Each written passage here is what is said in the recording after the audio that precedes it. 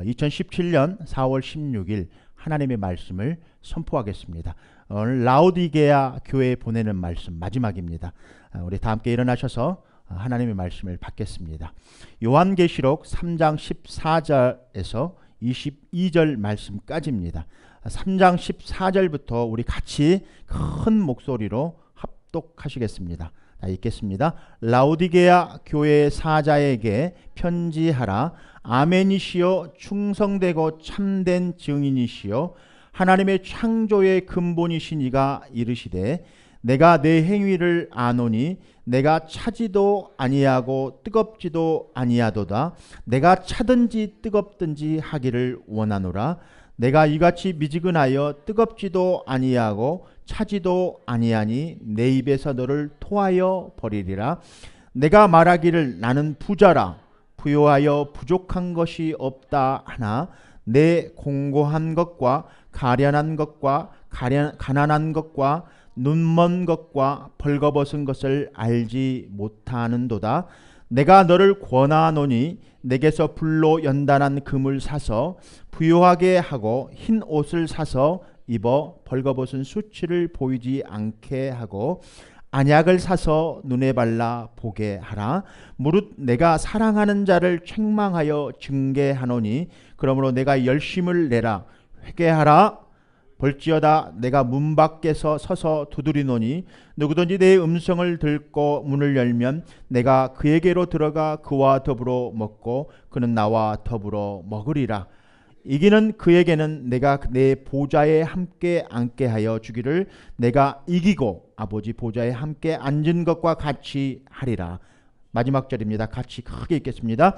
귀 있는 자는 성령이 교회들에게 하시는 말씀을 들을지어다. 저를 주목해 주십시오. 리처치, 교회 회복에 대해서 말씀을 나누고 있습니다. 오늘은 7번째 말씀의 주제는 라오디게아 교회를 통하여 오늘 말씀의 주제는 예수님의 이름입니다. 우리 크게 선포해 봅니다. 예수님의 이름. 예수님의 이름. 예. 오늘 말씀의 주제는 예수님의 이름입니다. 결론의 말씀부터 말씀을 좀 드리고자 합니다. 예수님께서 라오디게아 교회의 책망입니다. 3장 14절 하나님의 창조의 근본이신 이가 이르시되 예수님께서 라오디게아 교회의 책망입니다. 책망. 사전적 의미는 잘못을 꾸짖거나 나무라며 못마땅하게 여기다라는 말씀입니다.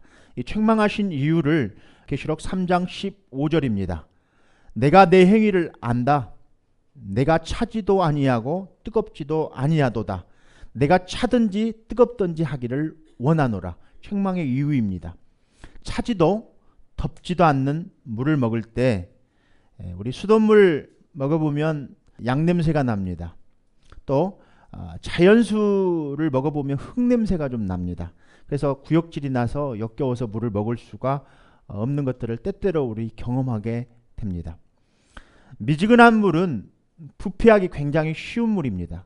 그래서 아주 뜨거운 물과 아주 차가운 물은 병균이 없습니다. 우리 보통 암 진단서, 사망 판결서입니다. 암 세포들이 가장 좋아하는 온도는 섭씨 35도라고 합니다. 그래서 일본인들은 암세포 자생을 예방해주는 백개수를 마신다고 합니다. 백개수. 백개수라는 말은 끓인 물을 일컫는 말인데 볼 워러라는 말입니다. 금방 끓인 물은 열 백개수라고 하고요.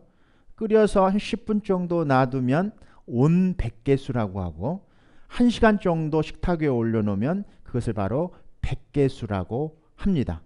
우리 신체의 온도가 39도, 39.6도씨가 되면 이렇게 상승하면 암세포는 사망합니다. 아멘. 아멘. 잘 들으십시오. 그런데 우리 영육간에 강건하십시오. 이렇게 우리 권면해 드립니다. 우리 옆 사람들 우리 축복해 주는 시간 갖겠습니다. 영육간에 강건하십시오. 이렇게 좀 두들겨 주시면서 예수님의 이름으로 영육간에 강건하십시오. 잘 들으셔야 됩니다. 암뿐만 아니라 모든 질병의 원인은 이렇듯 몸의 미지근한 상태를 유지하고 있기 때문에 그렇습니다. 영적인 상태도 마찬가지입니다. 그런데 대부분 육적인 상태는 영적인 상태에 의해서 육적인 것이 나옵니다. 안에서 밖으로 나오게 되어 있습니다. 스트레스를 많이 받거나 남을 이렇게 미워하거나 심한 상태에 이르게 되면 그것이 몸 밖으로 나와버려야 되는데 못 나오고 안에서 병이 썩는 거죠. 그렇게 되면 쉽게 얘기하면 그것이 병이 만들어지는 원인입니다. 뭉치죠. 피가 안 통합니다. 뭉치죠. 이것들이 병이 됩니다. 모세혈관들이 좁아지죠. 그래서 피가 잘 통하지 않는 거죠. 그런데 섭씨 39.6도씨가 상승하면 병원 모든 병균은 죽는다고 합니다. 그래서 그렇게 되면 우리 몸은 자연적인 상태로 돌아가게 되는데 주님이 원래 만들어 놓으셨던 그 형상으로 돌아가게 되어 있습니다. 이것을 아마 에덴 동산에 있었던 초기 노아의 방주, 그러니까 심판이 이르기 전까지 모든 사람들이 900세가 넘을 때까지 생명을 유지했던 원인 중에 하나가 바로 이렇듯 몸 체온을 유지했기 때문에 그렇습니다.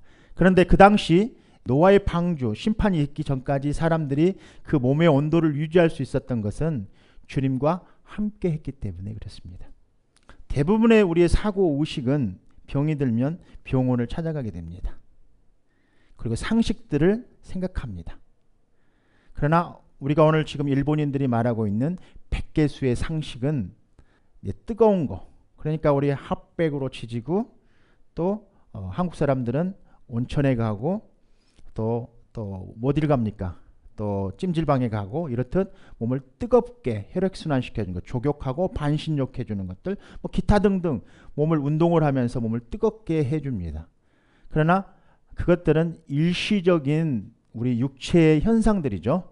그러나 우리가 하나님의 능력을 받으면, 하나님의 성령의 불을 받으면 이것들 급상승합니다. 여러분들 성령의 불을 받으신 적 기억나시죠? 처음 여러분들 성령의 불이 임재했을 때가 언제입니까? 성령의 불을 임재했을 때가 언제입니까? 찬양할 때입니까? 그건 자기 기분이죠. 찬양 중에 부흥 강사가 열을 낼 때 다 자기 기분입니다. 그러나 실질적으로 우리 예수님을 내 안에 모셔드렸을 때 성령의 임재가 임합니다. 그러나 그리고 나서 우리 성령 침례 세례를 받죠. 침례 받고 이럴 때 성령의 불이 임하기도 하고요. 구원받을 때입니다.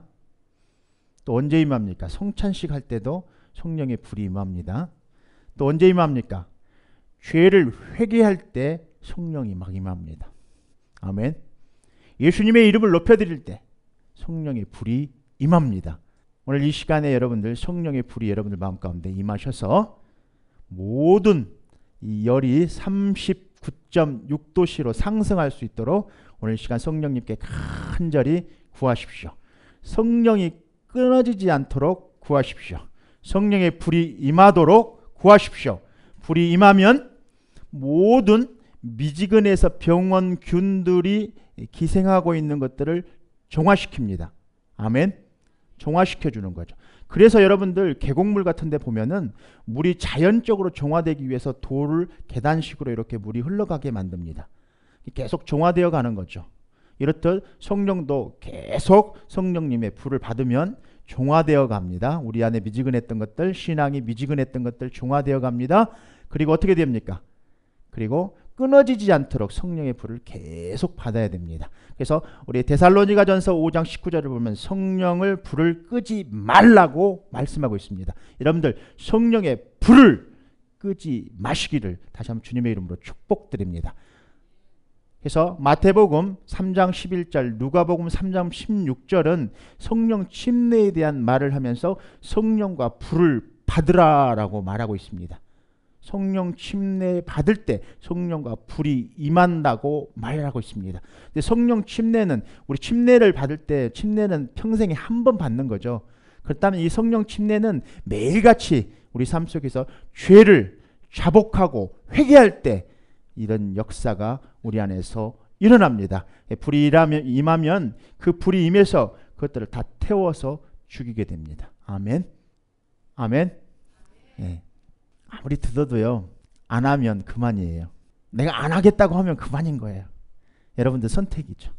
주님이 여러분들을 낫게 해주신다고 성령의 불을 주셔서 여러분들 상승하게 해준다고 그랬는데, 당장 이 문을 나가면은요, 정말 외람된 말이지만 하나님을 의지하지 않습니다. 세상의 것들을 의지합니다. 그런데 그것도 필요합니다. 여러분들 믿음으로 그것들을 가지고 주님의 이름으로 선포하십시오. 그런데 저 같으면 세상에 있는 것들 딱 내려놓고 주님의 이름만 부르겠습니다. 어차피 이렇게 해서 안 낫는다면 결국 끝에 가서 주님께서 역사하신 것을 마지막에 구한다면 여러분들 지금 처음부터 그냥 세상의 것들 내려놓고 오직 주님만의 믿음을 가지고 성령의 불이 임하셔서 35도, 6도를 유지하는 게 아니라 36.뭐더라고요? 35도는 죽습니다. 암세포가 잘 자랄 수 있는 온도라고 해요. 그래서 우리를 39도 정도까지 올리는 4.6도를 올리십시오. 그 4.6도를 여러분들 기도를 통해서, 찬양을 통해서 올려드리시기를 다시 한번 주님의 이름으로 축복드립니다. 그래서 여러분들 이스라엘 사람들에게 이렇게 신앙이 미지근한 이스라엘 민족에게 하나님께서 말씀하여 주셨어요. 마음과 뜻과 힘을 다하여 하나님을 사랑하라고. 우리 크게 한번 선포해 봅니다. 마음과 뜻과 힘을 다하여 주님을 사랑하십시오. 아멘. 우유부단한 신앙들, 이리 가지도 못하고 저리 가지도 못하고 미지근한 상태에 있는 사람들은 오늘 계시록 3장 16절에서는 뭐라고 말하고 있습니까? 내 입에서 너를 토하여 버리리라 라고 말씀하고 있습니다. 주님께서 토해버리신다는 거예요. 만약 여러분들이 라오디게아 교인들처럼 그런 신앙을 가지고 있다면 차지도 덥지도 않는 신앙, 이세벨의 영을 받아들여서 타협하고 바알 신을 섬기고 아세라 신을 섬기는 그런 신앙, 혹시 그런 것들을 받아들였다면, 또 신앙 고백만 하고 행하지 않는 믿음들을 가지고 있는 그런 것들을 소유하고 계신다면 아마도 여러분들은 영원히 잠자고 있는 것입니다. 잠은 언제 잡니까? 밤에 자는 것입니다. 그런데 영적으로 계속 잠을 자고 있다면 여러분들은 죽은 목숨입니다. 잠자는 자의 특성들은 뭐니까, 잠자는 사람은 하나님께 대하여 죽은 자라고 말하고 있습니다. 그래서 에베소서 2장 1절은 그는 허물과 죄로 죽었습니다 라고 말하고 있습니다. 우리 크게 한번 선포해 보겠습니다. 나는 허물과 죄로 죽었습니다. 동의하십니까?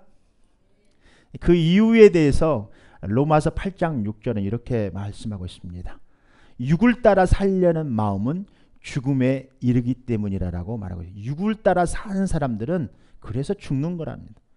그래서 죄의 어떤 근본적인 이유를 이렇게 로마서 5장 12절은 말씀하고 있습니다. 한 사람의 죄가 세상에 들어왔고 또 그 죄를 통하여 죽음이 들어온 것 같이 죽음이 온 인류에게 퍼지게 되었습니다라고 성경은 말씀하고 있습니다.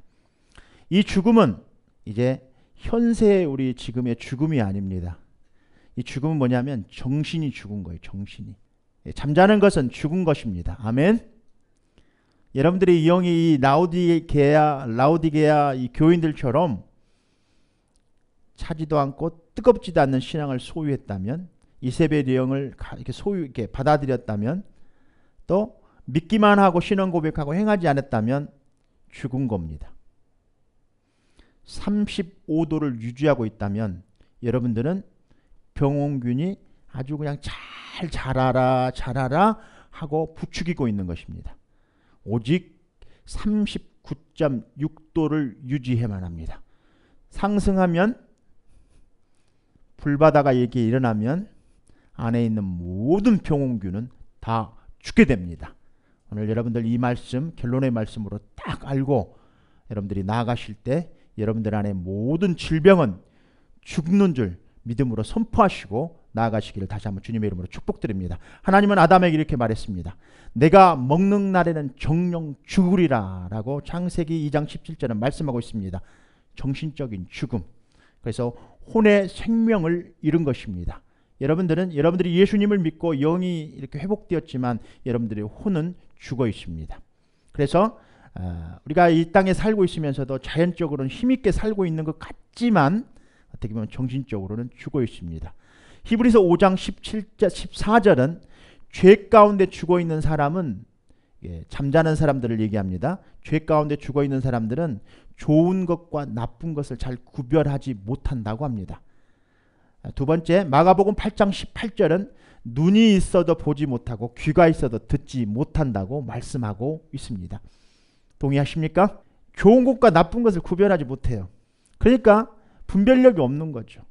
그러니까 하나님의 말씀을 잘 못 깨달으면 정말 살아있는 것 같지만 죽어있는, 이렇게 라오디게아 교인들처럼 섭씨 35도를 유지하고 미지근한 상태를 유지하고 있는 사람들은 이것이 신앙의 말인지 이것이 악한 것인지 구별을 잘 못해요. 그래서 삶 속에서 매번 사탄에게 종노릇하고 살아갑니다. 구분을 잘 못해요. 구별을 못하고. 그러니까 똥인지 된장인지 잘 구별을 못하고 정말 뒤범벅이 되어가지고 아주 엉망진창으로 삶 속에서 그렇게 살고 있는 모습들을 주위에서 많이 보게 됩니다. 영적인 것을 막 추구한다고 믿음 생활 잘한다고 하지만 실질적으로 보면 선한 것과 악한 것을 잘 구별하지 못합니다. 두 번째로 눈이 있어도 보지 못하고 귀가 있어도 듣지를 못합니다. 그래서 죽어있는 사람은 대부분 보면 영적인 감각들, 영적 지식들에 들어오는 입구를 가지고 있지 않습니다. 그러니까 대부분 그런 입구를 가지고 이게 영이 들어올 수 있는 입구도 가지고 있고 악한 것이 들어올 수 있는 입구를 가지고 있어요. 사람들은.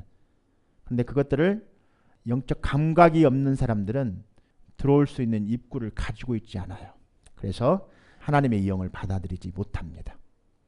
그래서 오늘 여러분들 주님이 들어올 수 있는 문을 여러분들 소유하시기를 다시 한번 주님의 이름으로 축복드립니다.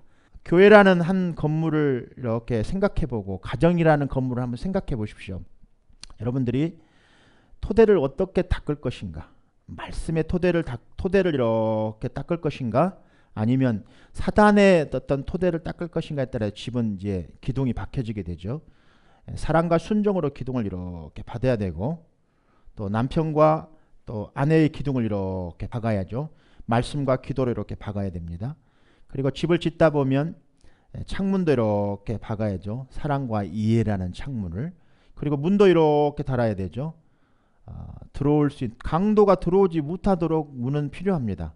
그러나 문은 한 가정에서 문을 오픈하는 것은 영혼들을 살려내기 위해서 전도의 도구의 문을 열어놔야 됩니다. 저와 여러분은 마음을 완고하게 하면 안 돼요. 마음을 완고하게 하지 마시고요. 성령을 거슬려서는 안 됩니다. 마음을 완고하게 하고 성령을 거스리게 되면 우리 입구를 막아놓는 것과 동일합니다. 집은 잘 지어져 있는데 문이 뭐라 이렇게 있는 건지를 구분을 못한다면 문이 왜 있습니까, 여러분들? 들어오라고 있든가 들어오지 말라고 있는 게 문 아니겠습니까? 근데 여러분들 문을 꽁꽁 닫아놓고 계시면 성령도 못 들어오게 하고 하나님도 못 들어오게 하고 예수님도 못 들어오게 하면 이 예배는 죽은 예배이고 가정에서도 마찬가지입니다. 가정에서도 마찬가지입니다. 가정에서도 문을 꽁꽁 잠가버린다면 성령은 들어오지 않을 것입니다. 예수님이 들어오지 못하게 한다면 그 집은 죽은 집인 거예요. 문을 열어놓으십시오. 문을 오픈하십시오. 그래야만이 주님이 들어올 수 있는 것입니다. 주님이 들어온다는 것은 사람들이 올 수 있도록 문을 열어놓으셔야 된다는 거예요. 이렇듯 집은 구원의 통로가 돼야 돼요. 이럴 때 성령이 같이 역사하게 되는 줄 여러분들 믿음으로 선포하시면서 절대로 마음을 완고하게 하셔서는 안 됩니다. 여러분들의 문을 꽉 잠궈놓고 못 들어오게 하면 안 돼요. 성령을 거스르게 해서는 안 됩니다. 성령은 지금도 우리들 이 예배 가운데 찾아오셔서 여러분들의 죄를 확신시켜 주시려고 오늘 예배 가운데 찾아오신 줄 여러분들 믿음으로 선포하시길 바랍니다. 근데 예수님께서 이렇게 완강하게 예수님 이름을 부정하고 거역하고 못 들어오게 하고 거절하고 매번 들어오려고 할 때마다 거절하고 완강하게 그렇게 한 사람들은 결국에는 구원받지 못하고 저 지옥으로 가게 되는 것입니다. 이렇듯 미지근하게 결단하지 않는 사람들, 오늘 예배 가운데 매번 예배 가운데 하나님의 말씀이 들려주실 때마다 너무 오랜 동안 말씀을 들어가지고 이게 무의미하게 그냥 어디 그 노래 가사처럼 들려지는 그런 그 정말 멋있는 참 말씀이야라고 이렇게 우리 귀에가 이렇게 잔잔하게 들려진다면 여러분들은 아마 미지근해져서 아마 지금 병원 균들이 득실거리고 있는지도 모르겠습니다. 여러분들 회개하십시오. 회개하셔야만 합니다. 회개하셔야 살 길입니다. 여러분들이 하나님과 마귀 사이에 신앙을 확실히 이렇게 정하지 않고 미지근하게 살아가신다면 여러분들 그 영이 되살아나기 전까지는 여러분들이 아마 계속 죽음에 머물러 있을지도 모르겠습니다. 오늘 여러분들 그런즉 누구든지 그리스도 안에 있으면 새로운 피조물이라 이전 것은 지나갔으니 보라 새 것이 되었다라고 말씀하고 계신 주님의 말씀처럼 여러분들은 새 것이 되었는데도 불구하고 계속 미지근한 상태에서 머물러 있다면 여러분들은 죽은 겁니다. 그래서 이렇게 우물쭈물 망설이고 있는 사람들에게 주님께서 에베소 교인들에게 말씀하셨어요. 에베소 5장 14절은 잠자는 자여 일어나십시오. 죽은 자들 가운데서 일어나십시오. 우리 크게 한번 선포해 봅니다. 잠자는 자여 일어나십시오. 죽은 자들 가운데 일어나십시오. 벌떡 일어나십시오. 우리 새벽 기도에 일어날 때 보면은요, 저는 딱 한 번 일어나면 벌떡 일어납니다. 조금 더 자야지 하면 절대 못 일어납니다. 한 번에 벌떡 일어납니다. 우리 군대에 있을 때 기상하면 바로 일어나듯이 일어나야만 합니다.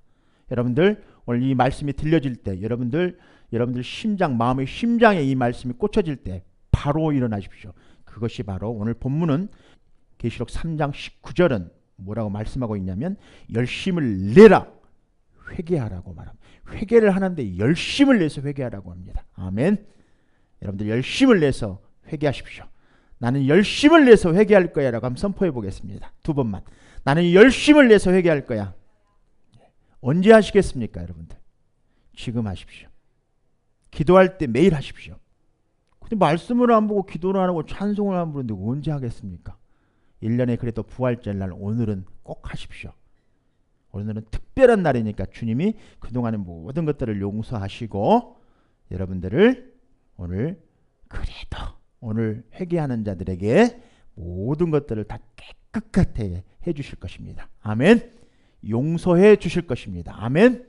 그동안 기도하지 않고 찬양하지 않고 말씀 읽지 않고 말씀대로 행하지 않고 미지근하고 죽어있는 우리들을 향해서 하나님께서 오늘 말씀하시잖아요. 에베소 교인들에게 주님께서 버가모 교인들에게 라오디가 교인들에게 두아디라 교인들에게 말씀하시지 않습니까? 우리는 서머나 교인들 빌라델피아 교인들처럼 칭찬받는 그런 교인들 되시기를 다시 한번 주님의 이름으로 축복드립니다. 이 교회는 서머나 교회처럼 빌라델피아 교회처럼 그렇게 축복받고 칭찬받는 이기는 자들 다 되셔서 우리 주님 나라 갔을 때 주님으로부터 축복 많이 받고 칭찬 많이 듣는 그런 교인들 되시기를 다시 한번 주님의 이름으로 축복드립니다. 에베소 교인들처럼 잠자고 있고 죽어있는 교인들에게 일어나라고 회개하라고 말하고 있는데도 불구하고 회개하지 않고 지금도 나는 계속 잘 거야. 나는 계속 죽어있을 거야. 라고 말한다면 저도 말하지 않겠습니다. 그냥 죽으십시오. 그냥 회개하지 말고 그냥 푹 쉬십시오. 푹 쉬십시오. 그것이 살 길이라면 그렇게 하십시오. 그러나 주님이 오셨을 그날에는 분명히 땅을 치고 후회하게 될 것입니다. 아멘. 여러분들 회개는 후회하는 것이 아닙니다. 완전히 삶을 바꾸는 것입니다. 여러분들 회개는 완전히 새롭게 되는 것입니다. 아멘. 그렇게 결단하고 나아가는 것입니다. 믿음은 이렇듯 우리가 결단이 필요합니다. 오늘 여러분들에게 그런 결단이 일어나시기를 다시 한번 주님의 이름으로 축복드립니다. 자신을 말씀 앞에 심판하십시오. 아멘. 그러면 여러분들은 심판받지 않게 될 것입니다. 일어나십시오. 아멘. 일어나십시오. 그러기 위해서는 주님의 의를 꽉 붙드셔야만 합니다. 아멘. 신앙의 미지근한 것들, 이세벨의 영을 이렇게 수용했던 것들, 타협했던 것들, WCC 가입했던 모든 목사님들은 성도들에게 회개하라고 선포할 게 아니라 자기가 먼저 회개해야 돼요. 오늘 성찬식 날 저부터 여러분들 회개하고, 여러분들 회개하고, 신앙의 것들 이렇게 받아들여서 이세벨의 영, 바알신들, 만몬신들 이렇게 받아들였던 것들 다 회개하고, 오늘 여러분들 주님으로부터 티끌들 떨쳐버리시는 오늘 여러분들 되시기를. 이사야 52장 2절에는 티끌을 떨쳐버리십시오라고 선포합니다. 티끌을 떨쳐버리십시오. 잠에서 일어나십시오. 죽은 자 가운데서 일어나십시오.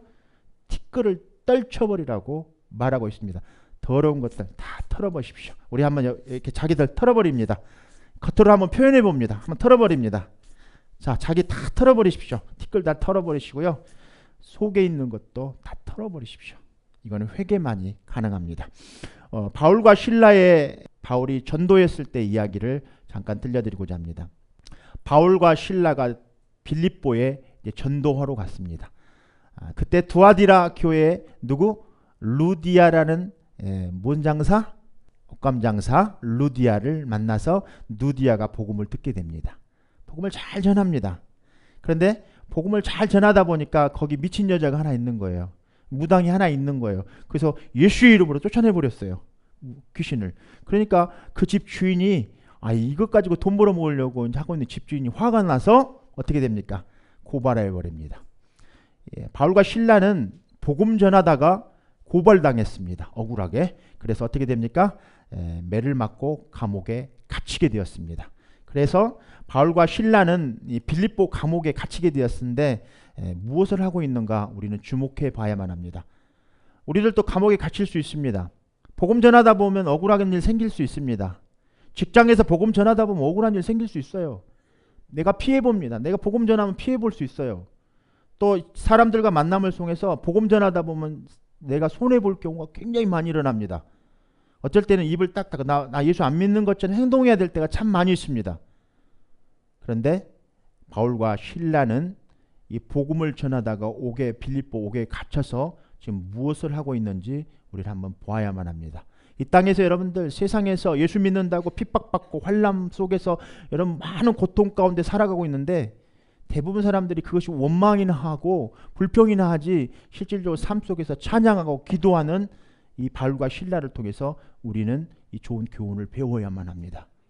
바울과 신라는 죽을 수밖에 없는 그런 빌립보 감옥에서 이제 죽음을 기다리고 매를 맞고 그렇게 환난 가운데 있었는데 핍박 가운데 있었는데 잠깐 말씀을 보시죠.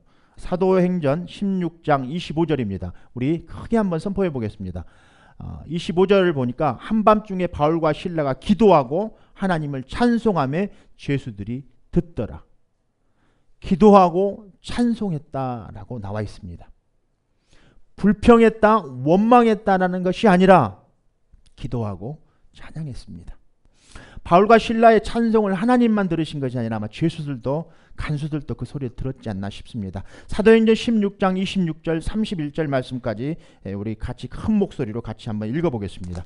자, 크게 읽겠습니다. 이에 갑자기 큰 지진이 나서 옥터가 움직이고 문이 곧 다 열리며 모든 사람의 매인 것이 다 벗어진지라 간수가 자다가 깨어 옥문들이 열린 것을 보고 죄수들이 도망한 줄을 생각하고 칼을 빼어 자결하여 하거늘 바울이 크게 소리질러 이르되 내 몸을 상하지 말라 우리가 다 여기 있노라 하니 간수가 등불을 달라고 하며 뛰어들어가 무서워 떨며 바울과 신라 앞에 엎드리고 그들을 데리고 나가 이르되 선생들이여 내가 어떻게 하여야 구원을 받으리까 하거늘 이르되 주 예수를 믿으라 그리하면 너와 내 집이 구원을 받으리라 하고 30절 31절 크게 한번 읽어보겠습니다. 우리 청년들만. 그들을 데리고 나가 이르되 선생들이여 내가 어떻게 하여야 구원을 받으리까 하거늘 31절 이르되 주 예수를 믿으라 그리하면 너와 내 집이 구원을 받으리라. 우리 장년들만 30절 31절 한번 읽겠습니다. 그들을 데리고 나가 이르되 선생들이여 내가 어떻게 하여야 구원을 받으리까 하거늘 이르되 주 예수를 믿으라 그리하면 너와 내 집이 구원을 받으리라 하고. 여러분들 간수들처럼 내가 어떻게 하여야 구원을 얻겠습니까? 라고 부르짖으십시오. 아멘. 내가 어떻게 하여야 구원을 받겠습니까? 내가 어떻게 하여야 구원을 받겠습니까? 라우디게아 교회에게 주님은 말씀하십니다. 18절입니다. 내가 너를 권하노니 내게서 불로 연단한 금을 사서 부요하게 하고 흰 옷을 사서 입어 벌거벗은 수치를 보이지 않게 하고 안약을 사서 눈에 발라보게 하라. 주님은 우리가 은행에 쌓아둔 돈으로 부유해진 것이 아니라 불같은 시련을 통과한 믿음으로 진정한 부유한 자가 되기를 원하십니다. 아멘. 하나님 나라의 부자는 믿음의 부자입니다. 아멘. 하나님 나라의 부자는 믿음의 부자입니다. 또 주님은 우리가 멋진 옷이 아닌 거룩한 옷을 입으라고 말씀하고 계십니다. 이 지역에 아마 특산품이 안약이 아마 특산품이었던 것 같아요. 그래서 안약을 이렇게 안약을 발라도 눈에 뜨는 것이 아니라 주님의 은혜로 영안을 떠서 세상을 보라고 하십니다. 영적으로 잠자는 사람은 소경일지도 모릅니다. 영이 죽어 있어서 예수 그리스도의 부활을 믿지 못하는 불쌍한 사람들입니다. 라우디게아 교인들은 물질의 맘몬신, 바알신, 아세라신을 빠져서 시력을 잃어버렸습니다. 그래서 오늘 우리는 이 같은 소경이 아닌지 우리를 되돌아봐야만 합니다. 주님은 라우디게아 교인들에게 열심을 내라고 하십니다. 그리고 열심 내지 못하는 것을 회개하라고 말씀하십니다. 19절 읽겠습니다. 물은 내가 사랑하는 자를 책망하여 징계하노니 그러므로 내가 열심을 내라.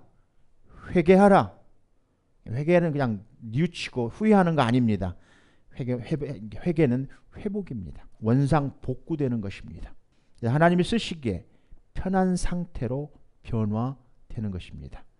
만약 여러분들 하나님의 말씀이 여러분들에게 임하실 때 내가 불순종의 영이 임해 있다면 그건 하나님이 쓰시기에 불편한 거예요. 여러분들이 온종일 하나님 말씀이 들려오면 어떤 말씀이든지 들려오면 그 말씀을 듣고 그대로 순종할 때 쓰임받는 통로가 되는 거예요. 여러분들이 매일같이 하나님의 거룩함으로 옷 입으셔야만 합니다. 그리고 이 미지근한 상태를 유지하고 있으면 절대로 하나님이 쓰시기에 합당한 사람이 아닙니다. 그래서 우리 기도할 때 붕의 강사님이 오시면 유명한 목사님이 오시면 아마 좀 며칠 있으면 또 유명한 목사님이 어디 교회 오시더라고요. 성은 리시 목사님이신데 어디 교회 오시더라고요. 다음 주 중가 어디 오시더라고요. 이 애틀란타의 성도들 다 몰려갑니다. 뭐 대단한 설교 들으려고 가보면 뭔 얘기하는지 아십니까? 예수님 이름 얘기 외에는 안 합니다. 또 모교에서 붕의 강사님들이 뭐 주야로 오시죠. 철에 따라서 붕의 강사님들이 오십니다. 가보면 뭐 별다른 거 있는 줄 아세요? 중요한 것은 좋은 말씀 들으러 간 것이 중요한 게 아니고요. 그 말씀을 순종하는 것이 중요한데 그 말씀만 듣기만 하고 오는 거예요. 내가 어디 교회에 붕 강사 붕에 갔다더라 이야기하려고. 우리는 예수님을 만나야만 합니다. 붕의 강사를 만나러 가는 게 아니고요. 그 붕의 강사도 예수님을 못 만났는지도 몰라요. 우리는 예수님을 만나야 돼요. 우리 교회에 오는 목적이 무엇입니까? 큰 교회가 예수님을 만나는 곳이 아니고요. 내가 예수님을 만나야만 합니다. 예수님이 우리를 만나주셔야만 합니다. 그러지 않고서는 예배는 죽은 믿음, 죽은 예배인 것입니다. 아무리 찬송이 좋고 아무리 기도가 뜨겁고 아무리 멋진 뭐 대단한 부흥강사님들 와서 설교를 해도 예수님을 만나지 못하고 예수님의 영이 임하지 않고 성령의 불이 임하지 않으면 하나님의 능력이 임하지 않으면 낫지를 않는 거예요. 여러분들은 오늘 그 예수님을 간절히 구하십시오. 간절히 구하십시오. 예수님의 영을 내 영에 임하도록 그런 미지근한 상태를 해결해야만 합니다. 뜨겁지도 아니하고 차갑지도 않는 우리의 신앙을 해결받으셔야만 합니다.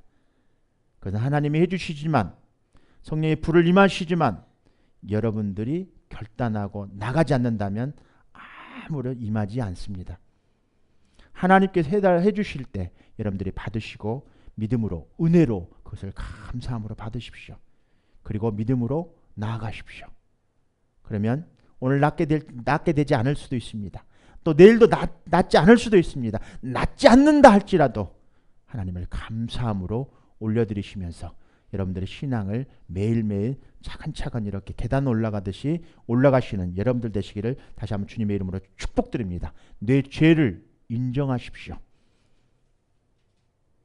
회개하라고 그러니까 집사님들 보니까 죄를 자꾸 나열만 하시더라고요.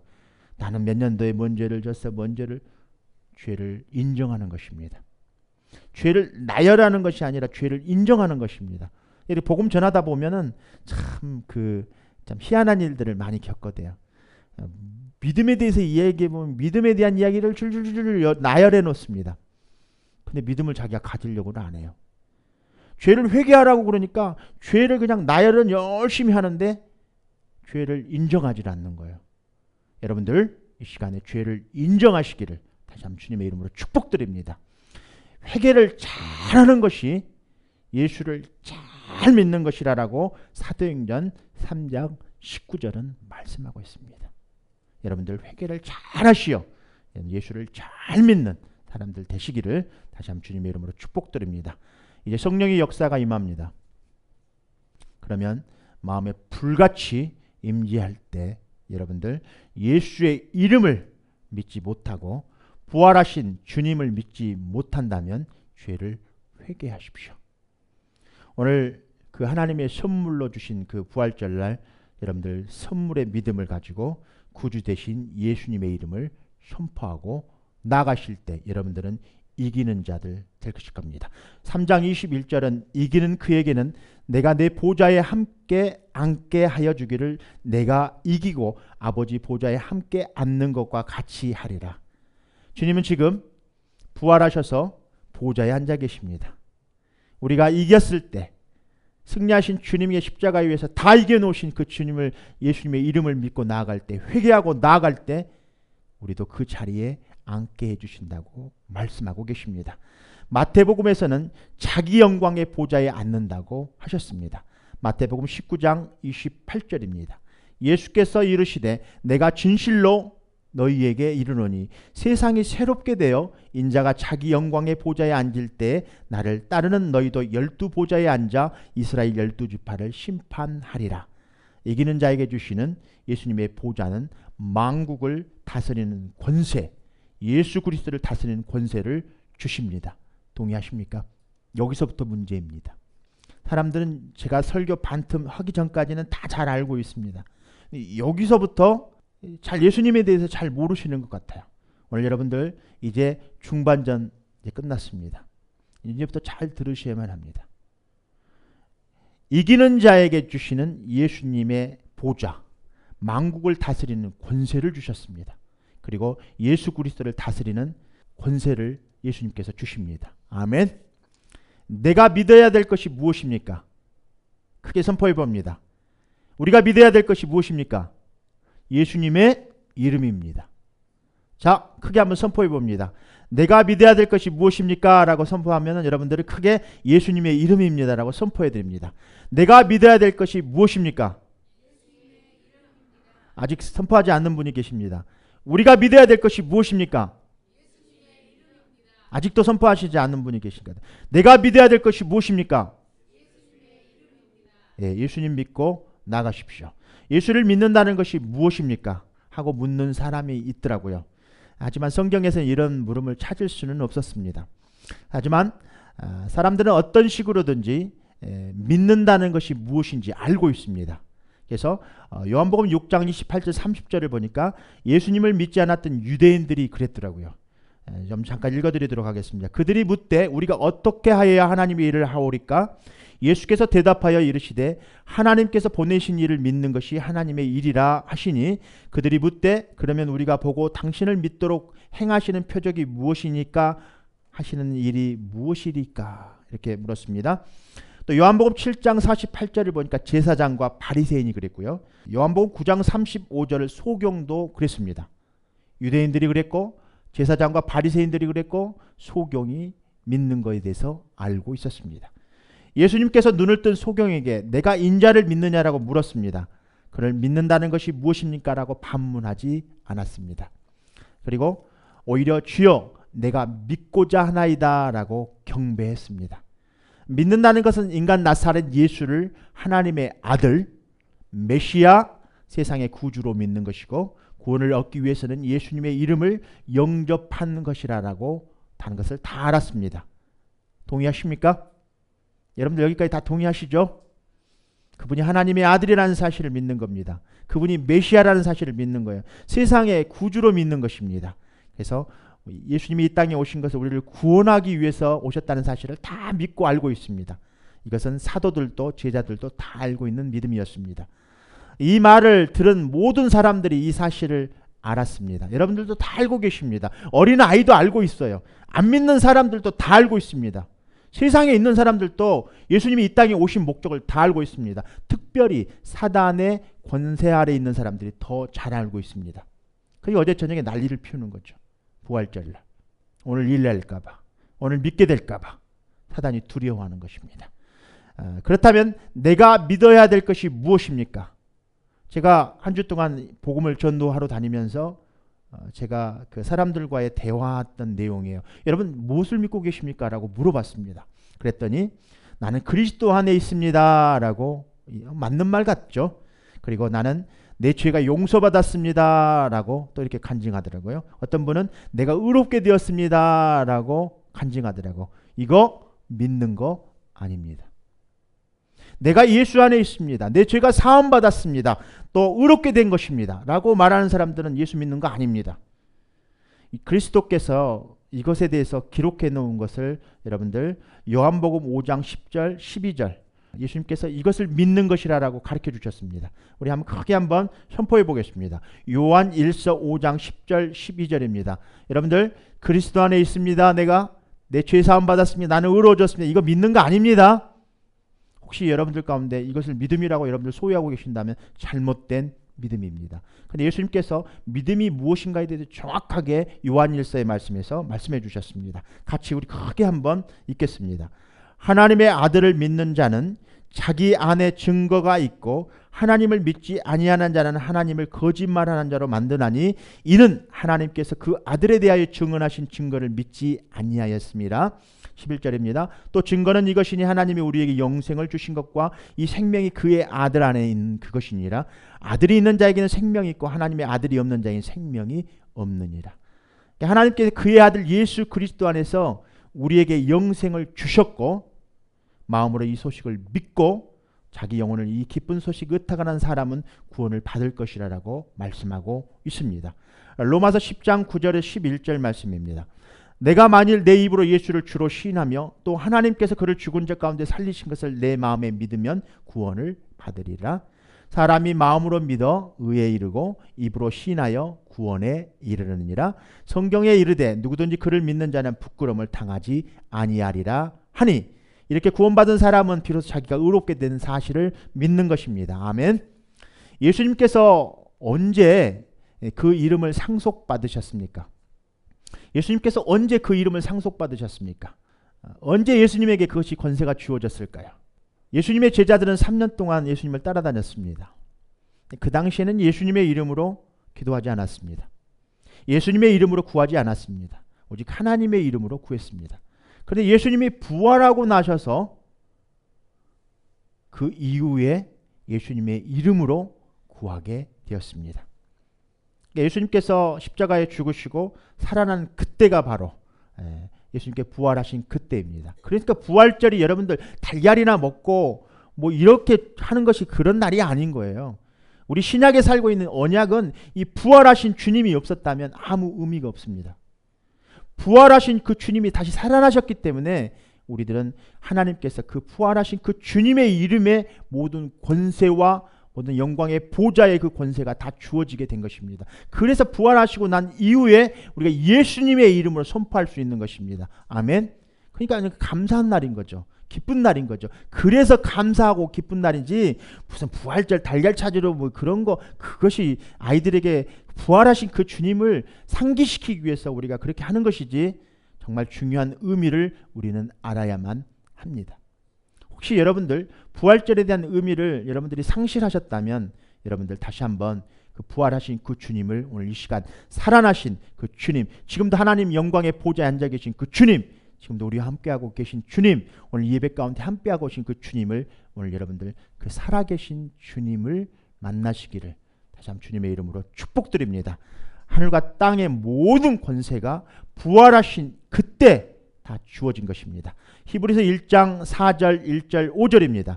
그가 천사보다 훨씬 뛰어남은 그들보다 더욱 아름다운 이름을 기업으로 얻으심이니 하나님께 어느 때 천사 중 누구에게 너는 내 아들이라 오늘 내가 너를 낳았다 하셨으며 또다시 나는 그에게 아버지가 되고 그는 내게 아들이 되리라 하셨느냐. 꼭 기억하십시오. 부활 이후입니다. 그래서 여러분 이렇게 고백했으면 좋겠습니다. 고백해 봅니다. 선포해 봅니다. 여러분들 예수를 믿고요 입술로 시인하지 아니하면 그거 믿는 거 아닙니다. 여러분 입술로 시인하십시오. 자꾸 시인하셔야 합니다. 예수님이 나의 주인이십니다. 선포해 봅니다. 예수님이 나의 주인이십니다. 그분은 죽음에서 부활하셨고 그분이 주님이십니다. 다시 한번 크게 선포해 봅니다. 그분은 죽음에서 부활하셨습니다. 그분은 죽음에서 부활하셨습니다. 크게 선포해 봅니다. 그분이 주님이십니다. 이렇듯 주님의 능력과 권세가 주께서 내게 주신 이름 안에 있는 부활 가운데 나타납니다. 여러분들 가운데 나타납니다. 예수님의 이름에 나타납니다. 아멘. 그렇다면 왜 이 이름이 예수님께 주어졌을까요? 왜 그 이름에 그러한 권세와 통치가 부어졌을까? 예수님을 위해서입니까?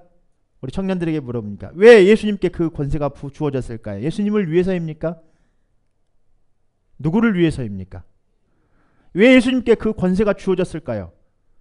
우리들을 위해서입니다. 예수님께 그 권세가 주어진 건 예수님을 위해서 주어진 게 아닙니다. 예수님께서는 부활하시고 승천하셔서 아버지의 오른편에 앉으신 후 2000년 동안 정작 자신을 위해서는 한 번도 사용하신 적이 없습니다. 예수님께서 그럴 필요가 없으셨던 거죠. 그분은 그분의 말씀으로 피조물들을 다스립니다. 아멘. 성경은 예수님의 이름이 그리스도의 몸된 교회가 사용하도록 주어졌다는 것을 말씀하고 있습니다. 아멘. 여러분들 교회가 어디입니까? 교회에 대한 인식을 잘해야만 합니다. 하나님께서 교회에게 주어졌다고 말씀하고 있습니다. 교회. 선교단체들, 또 많은 선교단체들이 있습니다. 교회를 부정하는 선교단체들 이거 회개해야 됩니다. 교회를 공격하는 거 이거 회개해야만 합니다. 교회는 성전이 우리들의 마음입니다. 예수님을 모셔드릴 수 있는 것은 우리의 마음입니다. 그러니까 우리가 예수님을 우리 안에 모셔드리고 이렇게 모여서 이렇게 교제하고 예배드리는 것이 이게 이제 교회라고 하죠. 그리고 교회 예배가 끝나면 다시 세상으로 나아갑니다. 우리들은 움직이는 교회들입니다. 가정에서도 교회이고 교회에서도 교회이고 직장에서도 교회이고 그러니까 교회에서 예배드릴 때만 거룩한 척하고 있는 것이 이 교회가 아닙니다. 우리는 어느 곳에 있든지 우리들은 교회인 것입니다. 아멘. 아멘. 그래서 예수님께서는 몸된 교회에서 이것을 사용하도록 주어졌다고 말씀하고 있습니다. 성경은 예수님의 이름이 언급되는 곳은 어디에나 그 이름이 그분의 몸된 교회에 주어졌다고 말씀하고 있습니다. 그 이름이 예수님께 주어진 것은 교회가 그것을 사용할 수 있게 하기 위해서입니다. 그냥 주어진 게 아니고요. 사용하도록 주어진 것입니다.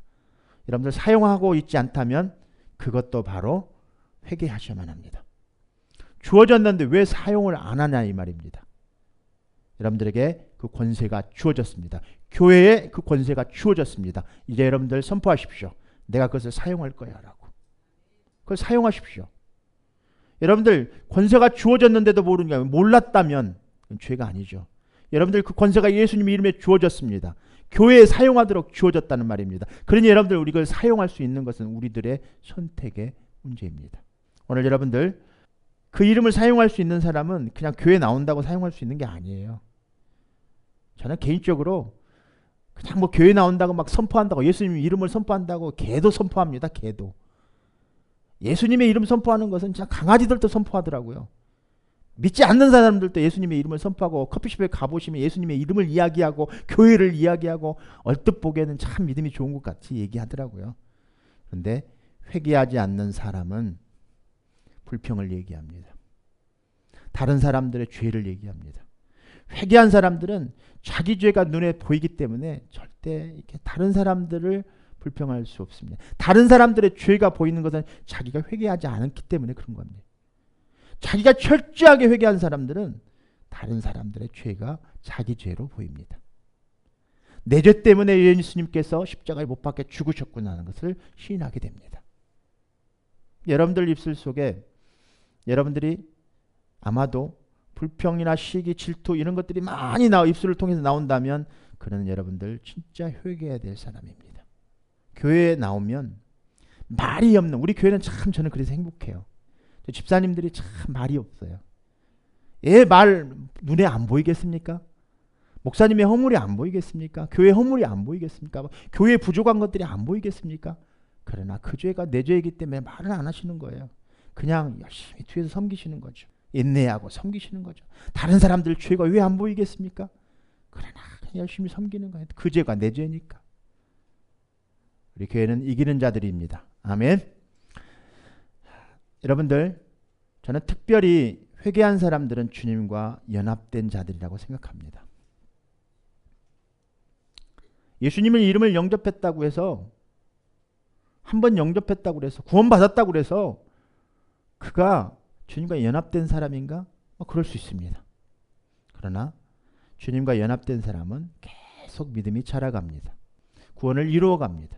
일단 바울과 실라처럼 그런 문제에 부딪혔을 때 정말 주님을 찬양하고 기도하고 회개하고 믿음으로 주님과 매일 무릎 꿇고 기도하고 나아갑니다. 특별히 사단으로부터 해방돼야 될 사람들, 또 특별히 이들과 접촉하고 있는 사람들, 저는 개인적으로 포로 안에 있는 사람들, 누가복음에도 이사야에 말씀하고 있잖아요. 포로된 자들에게, 눈먼 자들에게, 상처받은 자들은, 잃어버린 자들에게, 억압받고 있는 자들에게, 억눌려 있는 자들에게, 만몬신에 눌려 있는 자들에게, 만몬신에 지배받고 있는 사람들에게, 바알신에 지배받고 있는 사람들에게 필요한 것입니다. 예수님의 이름은. 또 이들을 놓고 기도하는 사람들에게 필요한 겁니다. 이들을 놓고 권세를 이용하는 사람들에게 필요한 겁니다. 예를 들어 영적 전쟁하는 사람들에게 절실히 필요한 것입니다. 이렇듯 그리스도와 상속된 자들, 연합된 자들에게 필요한 것이고요. 두 번째, 이렇게 사탄에게 포로된 자들, 눌려있고 억압받는 자들에게 필요한 것이고요. 그들을 위해서 영적 전쟁하는 자들, 그들에게 필요합니다. 그들을 위해서 기도하고 그들을 위해서 복을 전해주고, 또 선교사님들, 일선에서 복음 전하는 자들, 또 기름 부자, 그 이름으로, 예수님의 이름의 권세로 영적 전쟁하고 있는 사람들에게 절실하게 필요한 겁니다. 예수님의 상속받은 것 전부 다 그 이름 안에 있습니다. 아멘.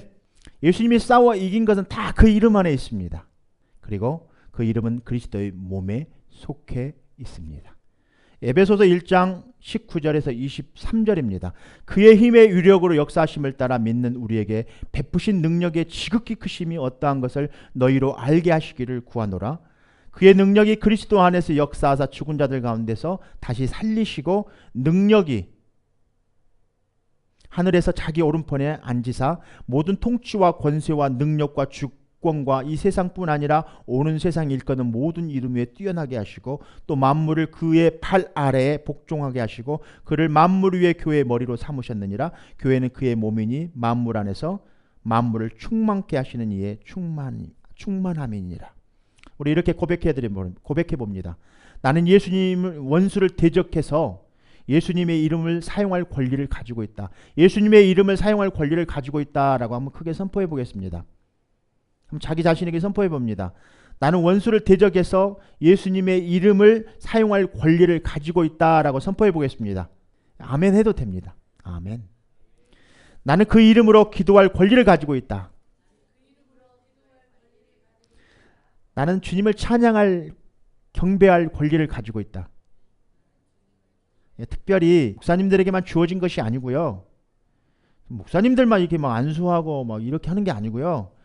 모든 예수 믿는 사람들의 주어진 것입니다. 아멘.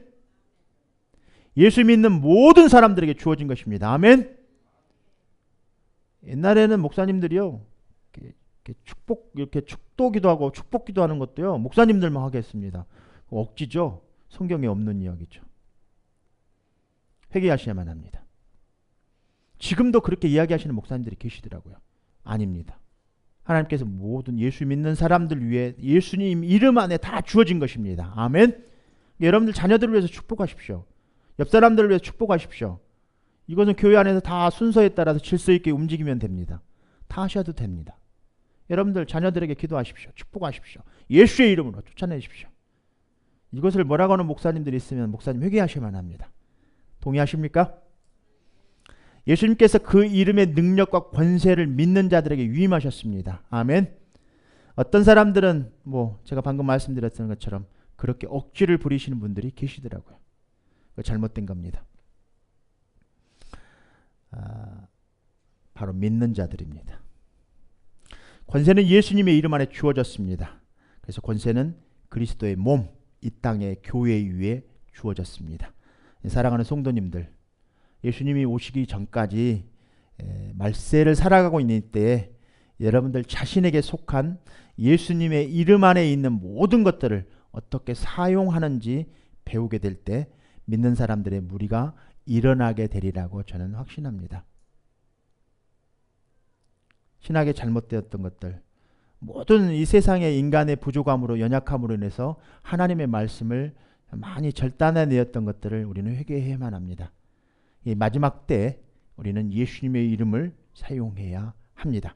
그 이름은 모든 이름 위에 뛰어난 이름입니다. 마가복음 16장 15절 18절입니다. 너희는 온 천하에 다니며 만민에게 복음을 전하라. 믿는 자들이 이런 표적이 따르리니 곧 그들이 내 이름으로 귀신을 쫓아내며 새 방언을 하며 뱀을 집어올리며 무슨 독을 마실지라도 해를 받지 아니하며 병든 자에게 손을 놓는즉 나으리라 하시더라. 마지막으로 여러분들에게 도전을 드립니다. 한 주간 사람들에게 복음을 전했습니다. 믿지 않는 사람, 또 믿는 사람들, 미지근한 사람들, 또 연약한 사람들, 다양한 사람들을 만나게 되었습니다. 어떤 사람들은 일종의 갈등을 겪고 있는 것들을 보게 되었습니다. 그것이 무엇이었냐면 그들은 믿음을 가지려고 노력 중이었습니다. 굉장히 믿음을 가지려고 노력해 보겠습니다라는 말을 많이 하시더라고요. 저는 믿음이 연약합니다. 믿음이 없습니다. 믿음을 열심히 한번 가져보겠습니다라고, 그러면서 열심히 뭔가를 해야 되겠다는, 내가 요즘 옛날에 뭔가를 못했다는 것에 대해서만 자꾸 얘기합니다. 그러나 그들에게 필요한 것은, 오늘 우리들에게 필요한 것은, 저와 여러분들에게 필요한 것은 하나님의 말씀의 근거에서 행동하는 것입니다. 아멘.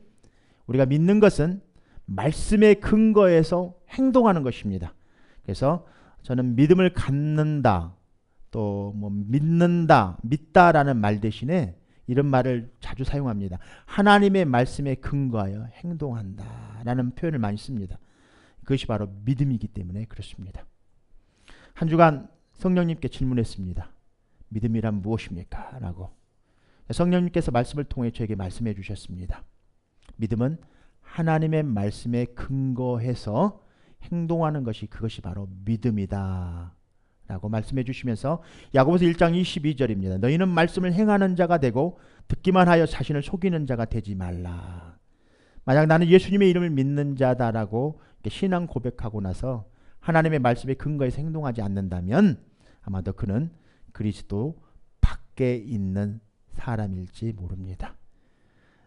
그리스도 밖에 있는 사람은 에베소서 2장 12절 말씀을 저에게 주셨는데, 그리스도 밖에 있는 사람과 그리스도 안에 있는 사람과의 차이점이 구분이 되더라고요. 첫 번째, 성령의 역사가 일어나지 않더라고요. 두 번째, 믿음 없는 사람이더라고요. 세 번째, 그리스도의 지식이 없는 사람입니다. 그래서 그리스도의 밖에 있는 사람들이 참 많이 있는 것을 보게 됩니다. 아마도 이런 부류의 사람들이 오늘 본문의 라오디게아 사람들처럼 덥지도 뜨겁지도 않는, 영적 진리를 보지 못하는, 행동하지 못하고 있는 그런 죽은 소경들이지 않을까 싶습니다. 주님은 죽어가고 있는 영혼들에게, 그리스도의 밖에 있는 오늘날 라오디게아 교인들에게 소경을 눈을 뜨고 죽어있는 신앙이 되살아나는 리처치 하나님의 언약을 처방하셨습니다. 그것은 은혜의 말씀입니다. 그 이름이 바로, 그 무기는 예수님의 이름입니다. 가장 중요한 질문을 마지막으로 여러분들에게 드리고 다음 주에는 그리스도의 밖에 있는 사람들에 대한 설교를 전할까 합니다. 그래서 가장 중요한 질문입니다. 우리가 믿고 있는가에 대한 질문입니다. 우리 손에 마음을 손에 한번 얹어 보겠습니다. 나는 예수님의 이름을 믿고 있습니까? 여러분들 이제 대답하셔야만 합니다. 우리들은 예수님의 이름을 믿고 있습니까? 그것이 신앙생활의 가장 중요한 질문이더라고요. 오늘 말씀을 마치고자 합니다.